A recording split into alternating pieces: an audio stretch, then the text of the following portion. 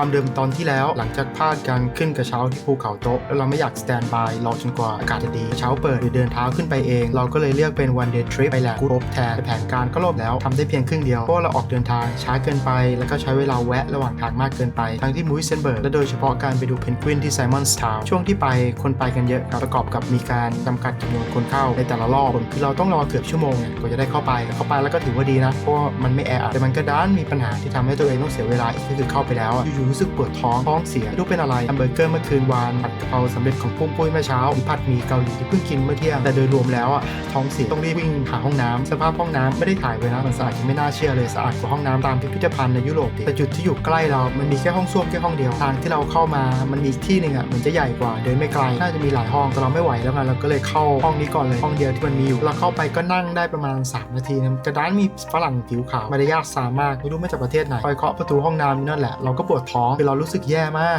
คือมองความสำคัญตัวเองมากกว่าคนอื่นเขาก็มีธุระแต่ไม่สนใจนะครับเห็นแก่ตัวห้องอื่นมีก็ไม่ยอมถามเจ้าหน้าที่นะครับไม่รู้ว่าห้องน้ำอยู่ตรงไหนก็ไม่ยอมถามแทนที่จะทำแบบนั้นกลับมาเคาะประตูห้องน้ำคนที่กำลังใช้อยู่น่าเกลียดที่สุดเกิดมาไม่เคยพบเคยเห็นซึ่งตอนเราออกมาเราก็บ่นนะแล้วพอมันเข้าไปแล้วก็เคาะประตูคืนมาซึ่งมันก็เปิดนะงงเหมือนกันอีกหนึ่งเรื่องที่เรายอมรับว่าเพิ่งทราบเมื่อมาถึงเคปทาวน์แล้วคือเราไม่คิดอุทยานแห่งชาติที่เป็นสถานที่ท่องเที่ยวสำคัญแล้วน่าจะมีจุดชมพระอาทิตย์ตกดินที่สวยที่สุดอย่างแหลมพุกโถจะปิด6 โมงเย็นได้นะทั้งที่ก่อนจะมืดที่นี่ก็ร่วม2 ทุ่มแล้วครับในหน้าร้อนแต่กฎคือ6 โมงเย็นปุ๊บเขาก็จะปิดแล้วต้องออกมาจากที่นั่นให้หมดซึ่งมันคือไม่ทันจากการที่จะไปกันในวันนี้ครับเราก็เลยต้องทำการปรับแผนเล็กน้อยก็คือเที่ยวที่เหลือนะครับระหว่างทางแล้วก็ทางกลับที่มันครบแล้ววันหลังค่อยขับรถลงไปที่แหลมกูทบโดยไม่ต้องอยู่แวะพักอีกเลยโดยระหว่างทางก็มีพักแวะหาดตามลายทางแล้วก็ประภาคาสแลงขอบครับจากนั้นก็ขับผ่านชัปแมนส์พีคไดรฟ์รอบในช่วงพระอาทิตย์ตกดินเพื่อไปทานอาหารเย็นที่ Victoria and Alfred Waterfront ก็เป็นอันจบหวานเชิญรับชมกันได้เลยครับ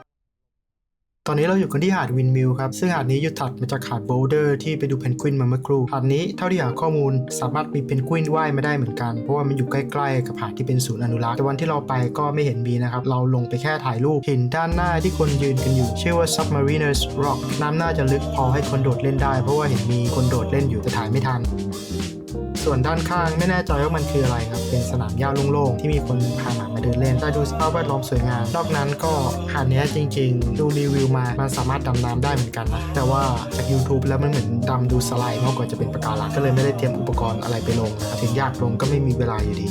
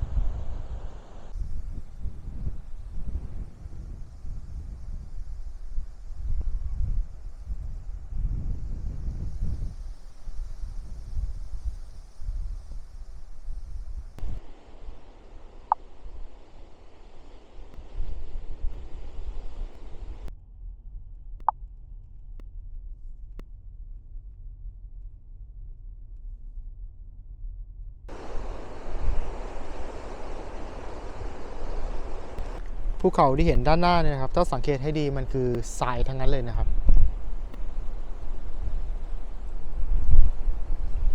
มันต้องพยายามปลูกอะไรปกคลุมไว้ไม่งั้นมันก็จะปลิวว่อนไปทั่วนะครับที่ออสเตรเลียเนี่ยคือทั้งแถบครับเขาจะพยายามปลูกพืชคลุมหน้าดินไว้ที่นี่ก็ทำเหมือนกันครับแต่ว่าไม่น่าจะมีปัญหาเยอะเหมือนที่นั่นเพราะว่าชายฝั่งมันไม่ได้มีทรายเยอะนะครับมีเป็นแค่จุดๆไป